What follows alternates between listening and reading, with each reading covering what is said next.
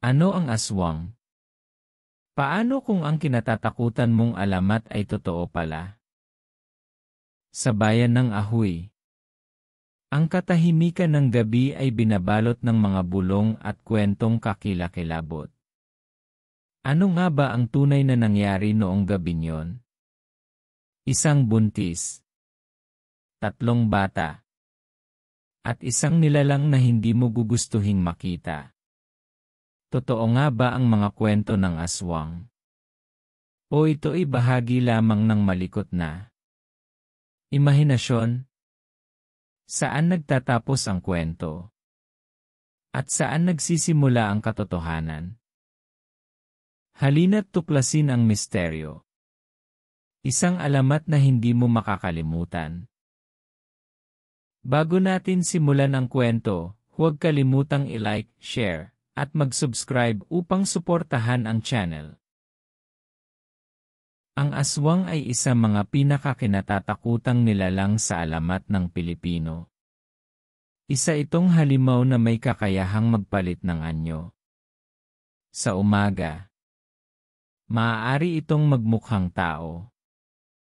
Madalas ay isang magandang babae, tahimik na kapitbahay, o isang matandang lalaki.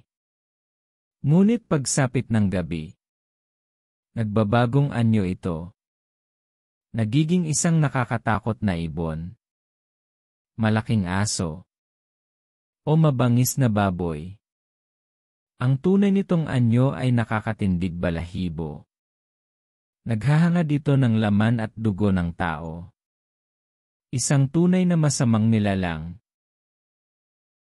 Ang mga buntis ang karaniwang biktima ng aswang.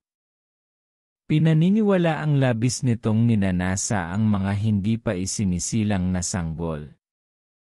Ginagamit nito ang mahaba at manipis nitong dila upang maabot ang sanggol sa sinapupunan. O kaya naman, naghihintay itong maisilang ang bata.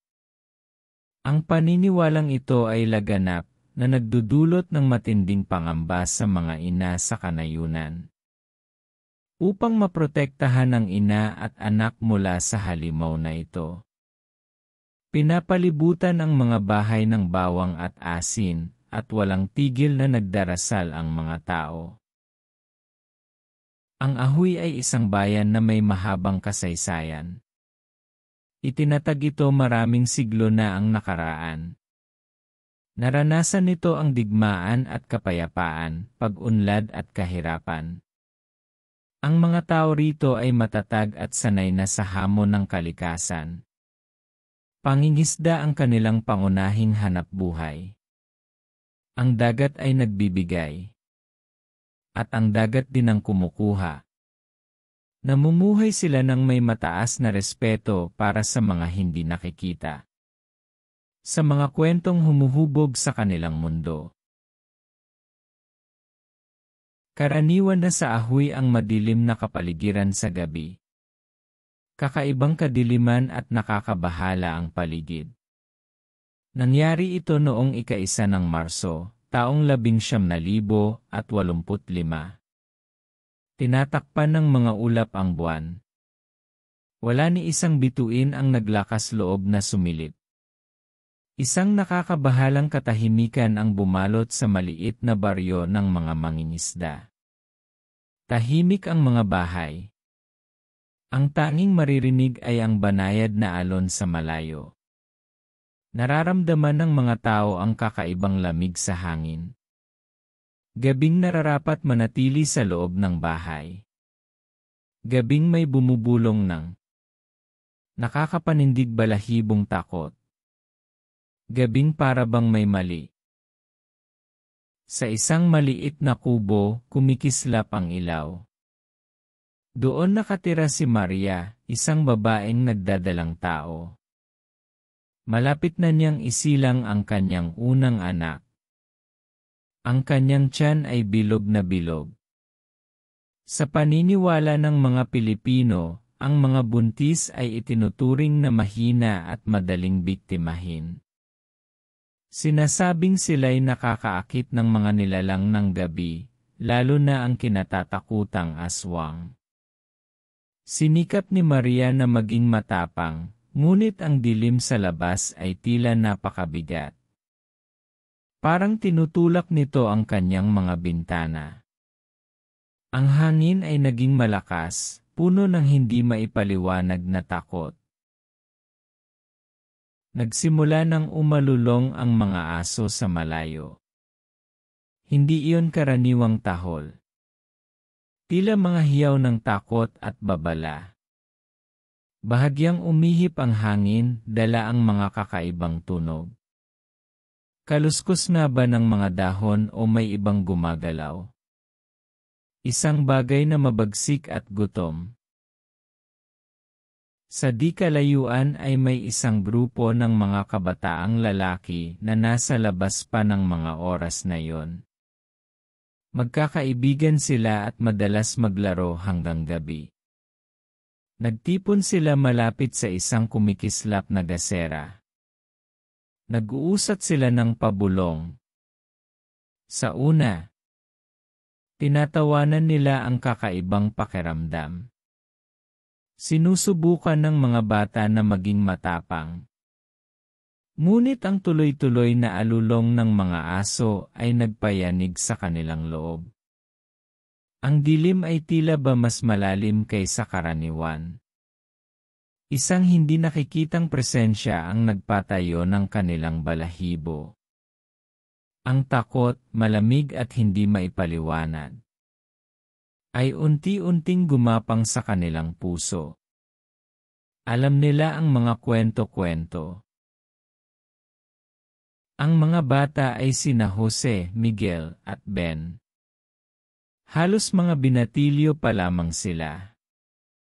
Puno ng sigla at kalokohan. Ngunit ng gabing iyon, naglaho ang kanilang karaniwang masayahing kalooban. Malapit sila sa bahay ni Maria. Marahil dala ng isang hindi maipaliwanag na puwersa. O baka naman nasa maling lugar lamang sila sa maling pagkakataon. Nararamdaman nila ang biglang kakaibang paglamig ng paligid. Ang dasera sa kanilang tabi ay kumikislap ng mahina.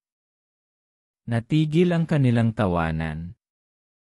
Lubos na takot ang bumalot sa kanila. Sa bubong ng bahay ni Maria, nakita nila ang isang nilalang.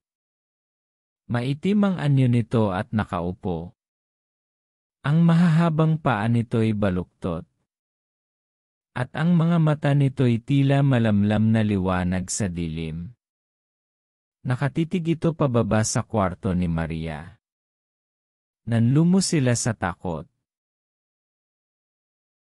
Gustong sumigaw ni Miguel. Pero walang lumabas na tunog mula sa kanyang bibig. Nanlambot ang mga binti ni Jose. Hindi siya makagalaw. Si Ben naman ay nakatitig lang sa harapan. Nanlalaki ang mga mata. Ang kanilang mga puso ay kumakabog na parang tambol. Hindi ito kwento lamang. Totoo ito. Naganap mismo sa harapan nila. Ang aswang sa mga kwento ng kanilang mga lola. Narito ito sa kanilang baryo. Sa bubong na yon. Isang bagay na hindi nila kailanman naisip na makikita. Lumipas ang mahabang sandali bago muling nagkaroon ng lakas ng loob ang mga bata na makapagsalita at mapakilos ang kanilang mga paa. Tumakbo sila ng mabilis. Hanggat kaya nila habang sumisigaw ng tulong. Ang kanilang mga sigaw ay gumimbal sa tahimik na gabi. Halos lahat ng bahay ay nagbukas ng ilaw at lumabas ang mga kalalakihan upang alamin ang nangyayaring kaguluhan. Sinabi nila sa kanilang mga magulang at mga kapitbahay ang kanilang nakita.